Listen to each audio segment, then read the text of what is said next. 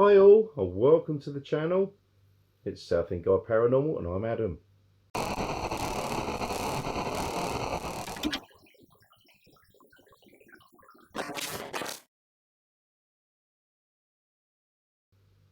First and foremost, massive apologies for last week, not doing a vlog. I've been incredibly busy.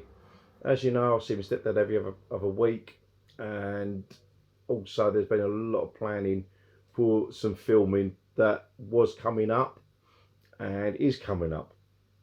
The first one being there was a protest rally march in Chelmsford on Saturday, and obviously I had to attend that to get all the filming done for that. And then after that, I took a trip down to Isle of Grain with Ricky and Tracy and Ryan to do some filming at a fort, which didn't go according to plan.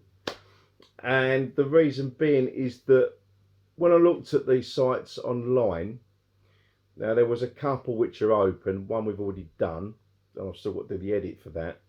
But the second one was Isle of Grain Fort and Battery, and there's also a fort that is you can access when the tide's out.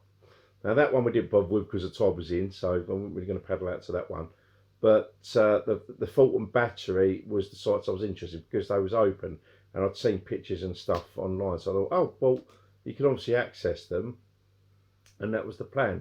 Unfortunately, it didn't quite go to plan because we had enormous trouble trying to find the faults in the first place. Although we kept walking around the spots where Google said they were, we couldn't find a way in. Well, eventually we did find a way in. Unfortunately, you got to crawl for a hole, and we wasn't really attired for that. So it was a case of, right, well, we know where we've got to go in. We now know we've got to dress appropriately. So basically, crappy old clothes, because you're going to get mucky.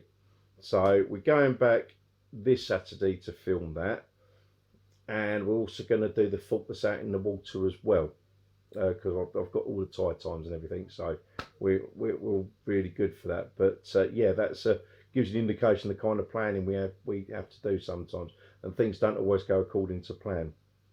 So yeah, that is sort of the relation to content that will be coming up. So there's filming to be done at the Isle of Grain Battery and Fort, and the Chelmsford protest.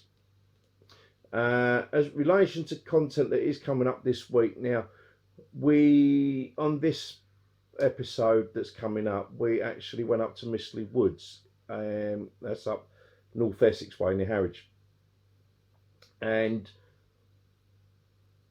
there's a tree there that's about 800 or 900 years old, and it's called Old Knobbly. Massive oak tree. It is really big. But there's stories about the Witchfinder General up there, and allegedly witches have been hung and all this sort of thing. So really intriguing history. It's a smashing part of Essex to go and visit, which we duly did.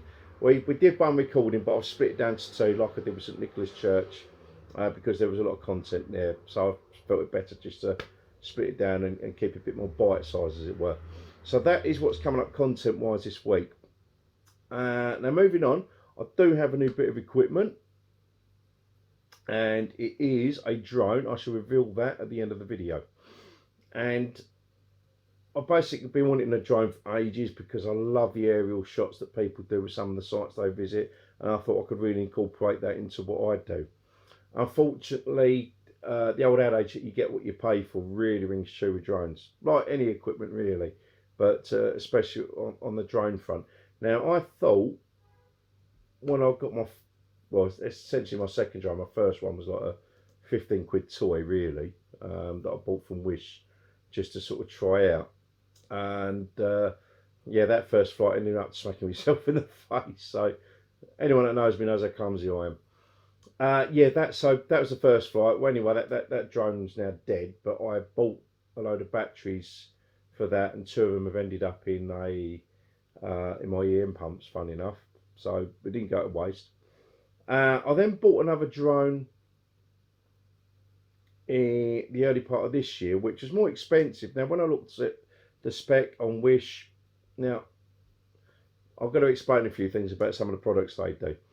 Yeah, just one moment. But I'll just quickly talk about this drone.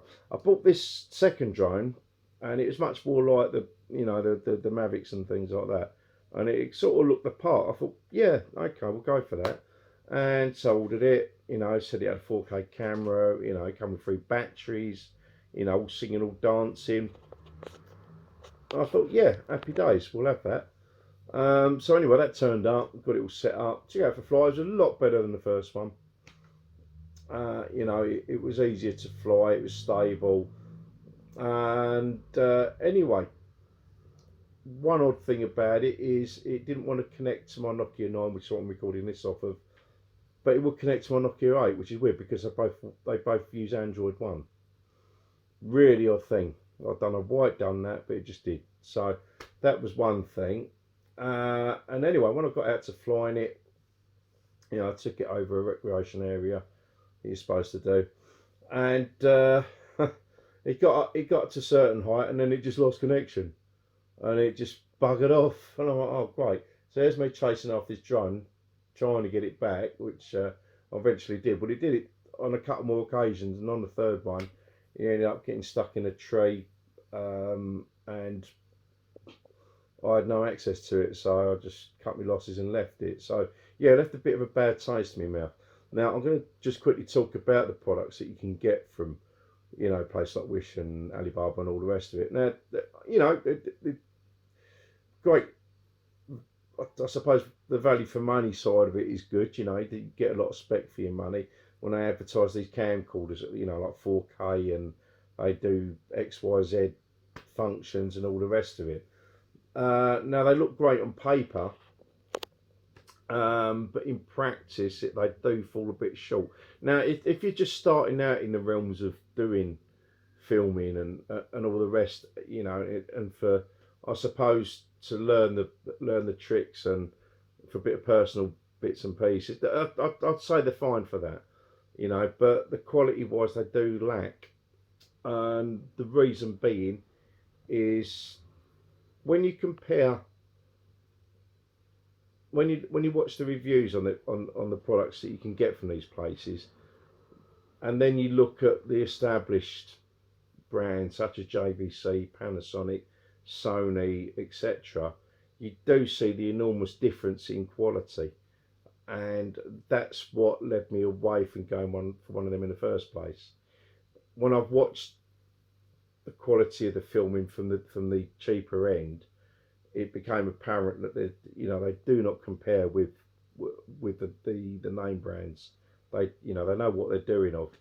The only time that they did come up well, I thought, or one or two of them did anyway, was on the night shot side. A couple of them did look quite good with their night shots, but that aside, as I say, if you're just sort of learning the ropes and a bit of personal use, yeah, fine. You can't really go wrong for the money you pay for them. But if you're looking for stuff that's better quality, that gives you that nice, decent pictures, then you do need to look at the name brands, which is why I thought I'd spend a little extra rather than getting the latest thing, which is cheap from there. I'll look at an older product from the manufacturers I mentioned, and all right, they won't have as much spec as it were, but I know the quality is superb. So that's why I bought the 2 Sony camcorders, and you've seen the quality of them. They really do stand out. You've got proper audio 5.1, image stabilization, all that, which you don't get with the cheaper end. So yeah, the old adage, you get what you pay for, really rings true. So yeah, that's what I'm at. I'm always looking to improve the quality of my filming. So that's why I started. As you remember, when I started this, I was literally running off my old GoPro 3, which I do still use. The quality of that is super. Again, the GoPros, yeah, you pay that much more for them, but when you watch back-to-back qualities with the GoPro to the cheaper action cameras, you can see and hear the difference. They are so much better, and you can feel it in the weight of them. That old adage, you get what you pay for. And the other things as well, it's like the zoom. with the Chinese ones, it's all digital, whereas the stuff like my cameras, my Sony's, the zoom is optical. So it's a much clearer, better control. So all those things, and as I said, as you noticed throughout my when I started this, the quality of my filming has just improved because I've got better and better equipment, and I've bought wisely, apart from the drone. That was the only time I screwed up. So yeah, that's where we're at. So when I junked that drone, I thought, right, when I do get the next drone, it's going to be a proper thing, and I'll do my own work on it, like I do with everything: my motorbikes, me DJing equipment, my recording equipment. I look at what I need, and I look at what's out there, and I look at the reviews and see what is going to be best. And 9 times out of 10, I have not gone wrong.